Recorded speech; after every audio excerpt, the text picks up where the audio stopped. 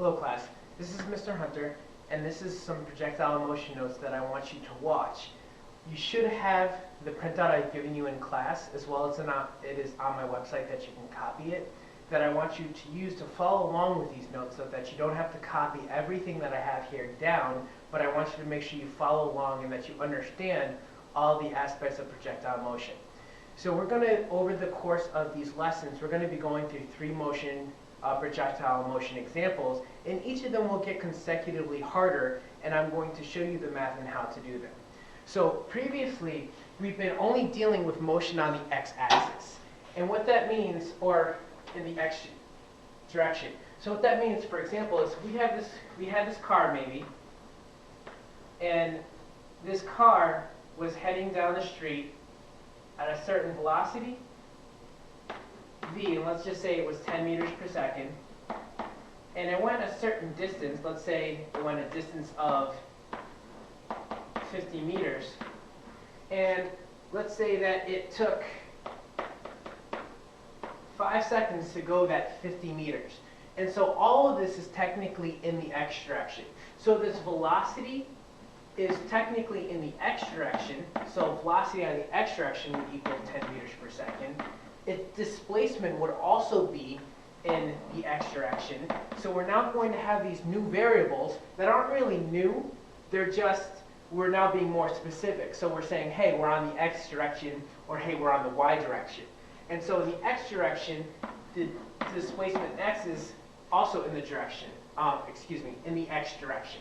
So now with projectile motion, we're no longer dealing with motion on one plane of axis, we're dealing with motion on two planes of axis. So the velocity, acceleration, and displacement of the car in the x direction, as I've stated. And one thing I want you to note is the acceleration in the x direction would actually only be dependent on if the driver was accelerating the car by pressing the gas pedal, or if the driver was decelerating the car by using the brake pedal or using friction. You shouldn't have to write this all down. This should actually be on the notes that I've given you. So, like I said, we're only been dealing with on the x and y axis. So we're only dealing with motion on the x and y axis. So a really good way to think of it is if I have an x and y coordinate axis, and now my velocity, my displacement, even my acceleration are on the x. So if I'm moving in the positive x direction, I'd be moving to the right. And if I'm moving in the negative x direction, I'm moving to the left. In this case, as we've discussed in class and has been on some of your labs, these negative signs now mean direction. Negative means I'm moving to the left or away from the origin in the negative direction, or positive means I'm moving to the right positively in the direction. You can read this part in your notes. This just basically says what I stated, just so that you can go at your own pace. But to make this video kind of short, I'm going to move fairly quickly. But the nice thing about this video is you can pause it at any time. You can also rewind to listen to anything that I said. So here's the projectile motion example 1. I have a ball, and let's say I throw this ball up in the air at 40 meters per second. We want to figure out a few things. We want to figure out how high, which is the displacement in the y, its height, how high will the ball go? What is the velocity of the ball at the top? What is the final velocity the ball gets back to, what is the final velocity the ball gets to when it gets back to where I threw it up, which means when it gets back to my hand, and what is the velocity of the ball at each second? Well, to answer this first, 2 is the easiest, and we've already talked about this in class. We know that when we throw a ball up, acceleration is due to gravity is pulling it down. Since the acceleration of gravity is pulling it down, at the very top of its height, we know the velocity in the y direction is 0. So we can already knock out question number 2. For question number 2, we know velocity in the y direction at the top is 0 meters per second. Because at that point, it stopped moving, and if it doesn't have any velocity, it can't move any further. So then we need to figure out, okay, so let's draw a little picture. and this picture is also already on your notes, but here's the ball. Here's at time equals 0 seconds. We have an initial velocity in the y. Notice that I'm now drawing my velocity variables and my displacement variables with x's and y's because we have to be specific now on what axis we're on. And that will equal 40 meters per second. And so let's just draw a little stick figure because that's about the extent of my drawing capabilities. So I toss the ball up. We'll draw little lines. At t equals 0 seconds, the ball is leaving my hand at 40 meters per second. Well, let's find out after 1 second how fast is the ball moving, excuse me. So in these cases, we have the situation of constant acceleration because the acceleration from gravity is always pulling the ball down at 9.8. Now this is the key part. In these reference frame systems, we can say up is positive, up is negative, down is positive, down is negative. We can say whatever we want. Whatever we say, though, we have to be consistent with. So in this case, what I'm going to say is I'm going to say the down is negative. So down is negative. And I'm going to say up is positive. So since I'm tossing the ball up with an initial velocity, I'm tossing it with a positive velocity of 40 meters per second. So what happens after, where's the velocity at after 1 second? So this is once again constant acceleration. So since it's constant acceleration, we can use those 3 equations that we've looked at in class and also functioned with. So d equals vi times t plus 1/2 acceleration times time squared. We have final velocity squared equals initial velocity squared plus 2 times acceleration times displacement. And we also have final velocity equals initial velocity plus acceleration times time. So in this case, let's write out all our variables. We already have 2 listed. We have t equals 0 seconds, and we have our initial velocity in the y of 40 meters per second. I also know one more variable. As I said, my acceleration due to gravity equals 9.8 meters per second squared.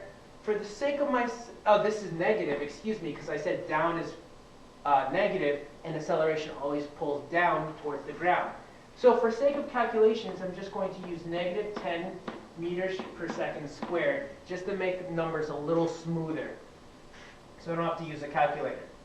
So I'm tossing the ball up, and after 1 second, I want to find what is my velocity. So I want to find my final velocity. That's a question mark. My time is going to be after 1 second. My acceleration in the y, and excuse me, this is final velocity in the y. My acceleration in the y is negative 10 meters per second squared. And my initial velocity in the y equals 40 meters per second. So I look at these 3 equations and say, okay, well, I want final velocity. I have initial velocity, I have acceleration, I have time. So I want to use this equation because it has what I'm looking for and it has what I have. I'm not looking for distance or displacement, and neither do I have it. So I don't want to use these 2 equations. That wouldn't be a good option. So now I'm going to plug it, or write my equation. So VF equals VI plus A times T. And now I'm just simply going to plug in. I have my final velocity, which is what I'm looking for, equals my initial velocity, which is 40 meters per second, plus negative 10 meters per second squared times 1 second. So now I just do my math out. I have 40 meters per second, which that makes sense because velocity is in meters per second. So then I have negative 10 times 1 second, and then, negative 10 meters per second squared times 1 second. So that, my seconds cancel, and I'm left with negative 10 meters per second. Well, 40 minus 10 is 30, so my final velocity after 1 second is going to be 30 meters per second. So after 1 second of travel, the ball is now moving at 30 meters per second. So my Vy equals 30 meters per second. And this makes sense. The reason why it makes sense is, think about it. Acceleration is our change in velocity over change in time, which means if it's negative 10 meters per second, for every second that I travel, my velocity is going to change by 10 meters per second.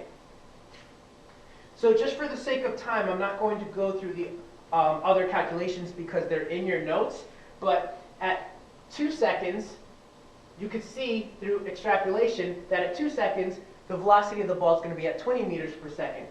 At 3 seconds, the velocity of the ball is going to be at 10 meters per second. And at 4 seconds, the velocity of the ball is going to be at 0. So right now, I've moved on to about page 3. And so that answers, once again, question 2 mathematically. It's the velocity in the y is going to be 0 at the top. Now, the other question that we can answer from this now is, what is our displacement from when I release the ball to when it gets to the top? And so now we have our time it takes.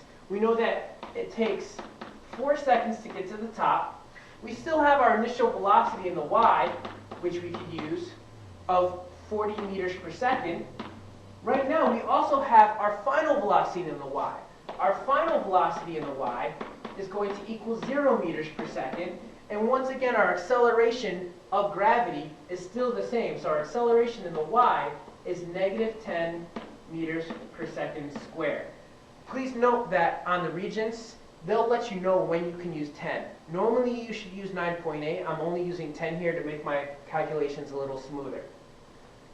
So in this case, we want to find d.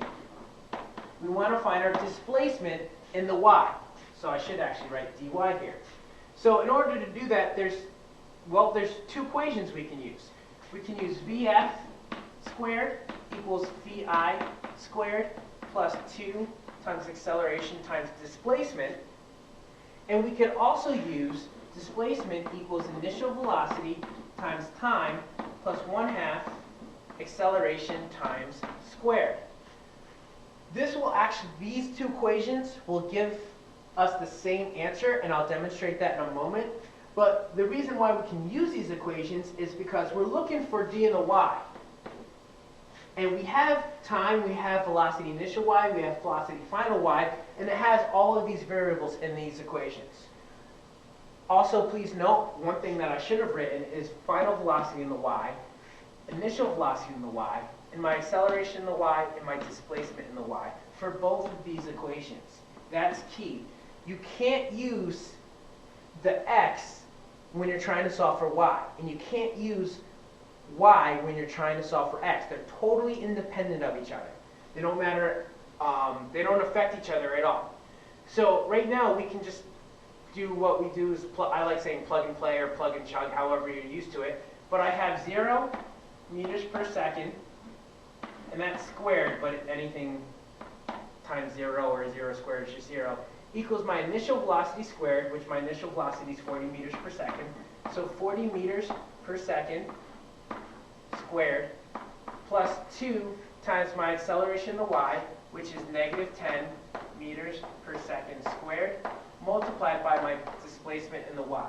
Now I'm going to erase this equation because we're going to use it after this equation, but I need more room to write. So now we just have to do simple math. So I have 0 equals 40 times 40, well 4 times 4 is 16, and then you can just add 2 zeros on the end, equals 1600. Now notice my units also go through the same math function that the number goes through. So I get 1600 meters squared over seconds squared plus 2 times negative 10. So I get, actually I can erase the plus. So I get negative 20 meters over seconds squared, and all of that is multiplied by dy. So now I need to get dy by itself. And the way we could do that is, since this is subtracted from here, well, I'm going to have to subtract this out to get it to the other side. So 1600 meters squared over seconds squared, 1600, so I get minus 1600 meters squared over seconds squared. So this cancels. So if I were to rewrite this meter, I would get negative 1600 meters squared over seconds squared equals negative 20 meters over second squared. And all of that is times my displacement in the y. So now I need to divide out my negative 20 meters over seconds squared from both sides, negative 20 meters per second squared. That cancels on this side, so I get dy equal, well, my negatives cancel, so that makes a positive. And then 2 into 16 is 8. I cancel 0, so that's going to be 80. Now check this out. My second squared cancels, and one of my meters cancels with that meter. So I'm left with 80 meters. So the height that the ball reaches is 80 meters, is my displacement in the y. Now I can use the other equation and get the exact same answer. So dy equals VI y plus 1/2 times acceleration times time squared. So in this case, I'm looking for dy. My initial velocity was 40 meters per second times a time of 4 seconds plus 1/2 times 9 point, or sorry, I'm using 10 here to make it simpler. So negative 10 meters per second squared multiplied by 4 seconds squared. So now if I do my math, I get dy equals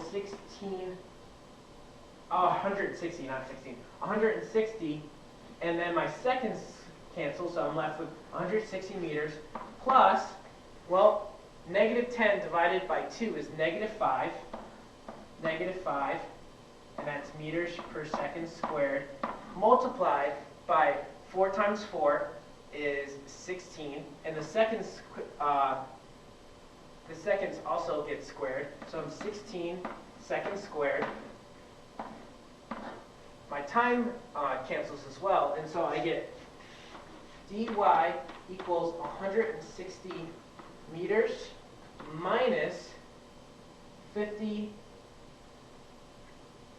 so that should be negative 5 times 16 is negative 80 meters. So I get 160 meters minus 80 meters, excuse me, equals 80 meters. And as you can see, I get the same answer using a different equation.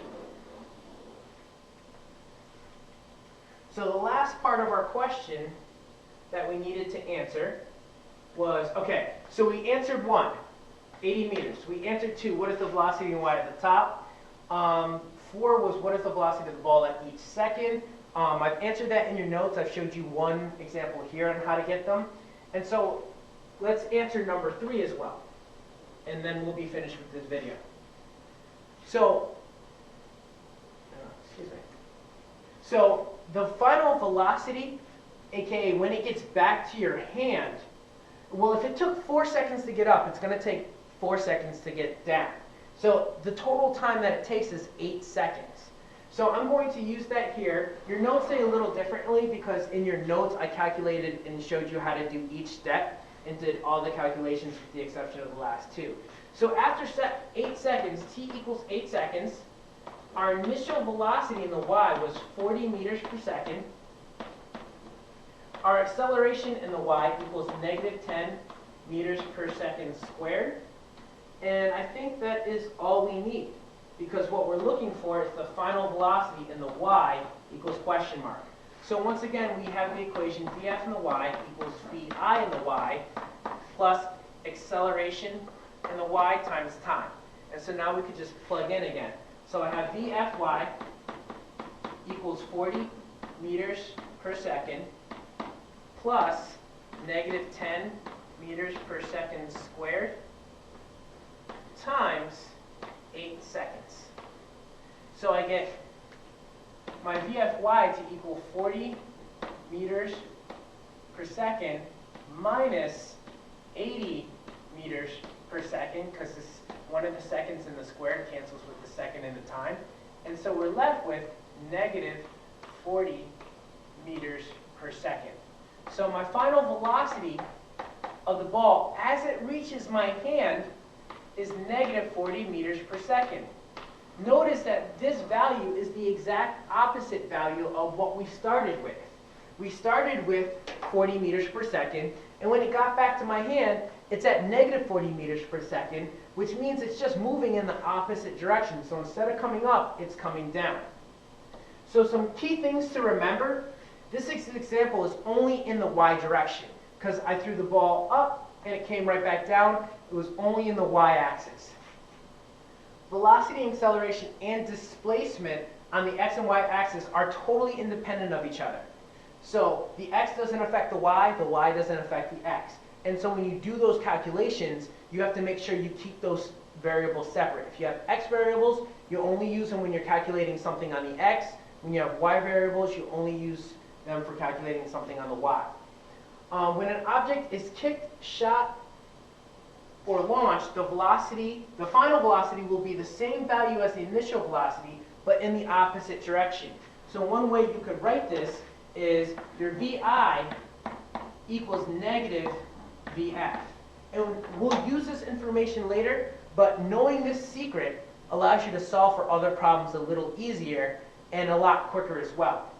And the velocity in the y at the top of the object's path will always be 0. So whenever you have projectile motion, when that object gets to the top or its highest height, its velocity in the y will be 0. Remember, it's key that you say that the velocity in the y is 0 because the velocity in the x won't always be 0.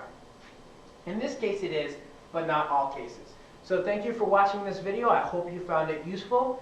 You can find this video on my website as well as the notes at my Northeast Prep website. And if you have any questions, definitely come and see me, as well as recommendations.